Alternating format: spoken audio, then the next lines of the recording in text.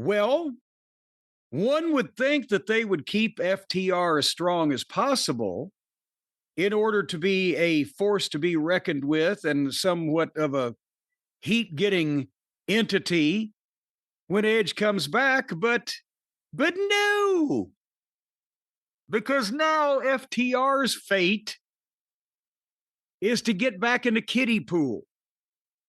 The very next segment, there's Tony Schiavone in the ring with FTR and Stokely, and they gave the heel apologies for what happened to Beth. It was all a mistake. It was Edge's fault. Stokely forgave Beth for what she did to him. You know, Cash or Dax said I was blind with sweat. I got punched in my bad nose. I couldn't see it was Beth.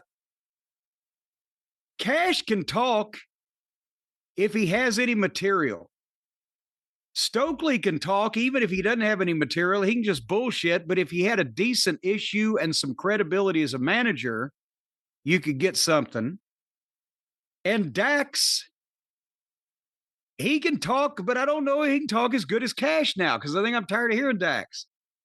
But they got nothing to talk about that makes any sense. And they've never gone on a reign of terror for the things that they say to have any gravitas. And then suddenly, after they're cutting this promo about how, you know, they're sorry about disingenuously sorry and fake apologizing, Willow Nightingale comes out. So Willow Nightingale, a bouncy, peppy woman, gets in the ring with these three male heels and proceeds to just tell them the fuck way it's going to be. I look up to Beth Phoenix. She inspired me to be a wrestler. And I don't like the way that you guys are talking, so you need to apologize and mean it or get the heck out of my ring. What the if they had any heat, it was gone with a little preliminary girl just bopping in the ring and telling him off. And then she slapped Stokely. And before FTR get a hold of her, here comes Hong Kong Phooey and Kevin Knight. They hit the ring and they bump FTR out of the ring. So they're in a program with Edge and Christian. Regardless of their age, legitimate stars in the wrestling industry.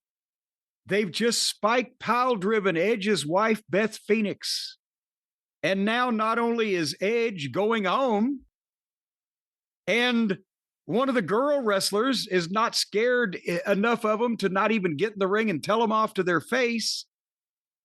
And then Kevin Knight, and without a doubt, the most physically unintimidating, nerdish, goofy-looking male professional wrestler that has ever stepped a bare toe in a fucking ring, jump in the ring and beat him up. What the fuck are they doing? They can't follow anything from one week to the other. They can't expound on anything. They do something and then derail themselves days later. So that's where FTR are now. RR now. And again, the road to the match with Christian and Edge was muddy. They had some kind of interaction. I still don't even know who that guy was. I guess he was a Ring of Honor wrestler. Remember, they had some kind of thing with him in the ring, and then they actually had a promo segment in the back. And then we never saw that guy again. And then they had their feud with the fans. And then beat up a cameraman. But I think the fans won that feud. You know, I don't think the fans lost. And then they had the match with Edge and Christian, did the big angle, and the follow-up was to get beat up by Speedball, Kevin Knight, and Willow Nightingale being as afraid of them as the fans were. I just want to make sure I got that all right. So that's exactly the way it should have happened. You know, we always said about FTR, they were so talented in the ring, and they are. You can never take that away. But they never really had the angles or the promos or anything that like the classic tag teams did. It's a different era. Wrestling's a different kind of TV show now. But there was not like some big hot angle with FTR doing something. You can close your eyes and it may not even be a big angle, but you can close your eyes and just picture Arn and Tully, for instance, or the Midnight Express, for instance, just doing things to get heat. You don't have that Bockwinkel and Stevens, for instance. You don't have that with FTR. Like, if you think of them, you think of these matches that are great. You never think, like, they got the fans really going by doing this or this or this. The fans kind of treat them the wrong way. And then they do a hot angle. And Tony Khan can never book the next step after something good that happens. Well, there's the rivalry that they're most known for was against the Briscoe brothers, and those matches all occurred outside of AEW. And it was a great trilogy, but there were still no great angles to augment it and to add to the fucking memory of the whole rivalry, because they didn't have a television program and a promotion that they were working in.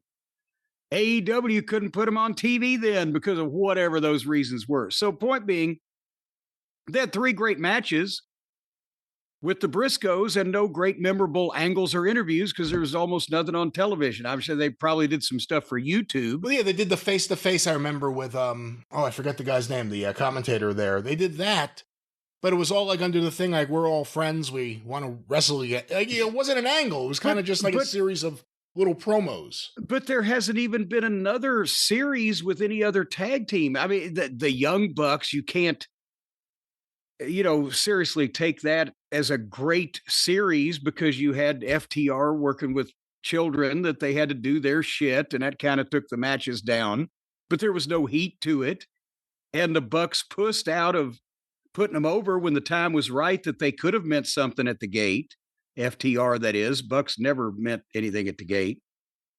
But they could have put FTR over 2 at one point, and they didn't, because they were jealous that most people who knew what the fuck they were talking about knew that FTR was the better team. So here we are with them getting beat up by everybody. At least they whipped the cameraman. Willow Nightingale's so likable. I was rooting for her in this. I was hoping she would like double clothesline them. I just run past both of them and clothesline. I'm surprised she didn't. She should have. She could probably do it and they wouldn't be able to do anything about it. As soon as she came out there, I'm like, oh my God, they're not going to do another angle with a woman. It's both shows now. It's like just constantly guys and women getting into physicality. Why? Well, this was the woman to come back and get even. Again, they got the heat. Spike Piledrive and Beth, and Willow comes out, beats up Stokely. The 2 other little fucking Nimrods come out and beat up FTR. Edge is fine. They got even for him. What the? Can you imagine what Ricky Morton and Robert Gibson would have done if we fucking hospitalized one of their wives on a pay-per-view and fucking mistreated them, and the next week Ricky and Robert weren't in the ring with us, but the New Breed came out and beat the shit out of the Midnight Express? Ricky and Robert would have taken a goddamn assault rifle to fucking Crockett's office. You thought it was bad enough having the Gates of Agony beat the Hurt Syndicate and then come back the next week and lose right away. And then they do this. It's every segment. The follow-up from the pay-per-view into every segment is awful.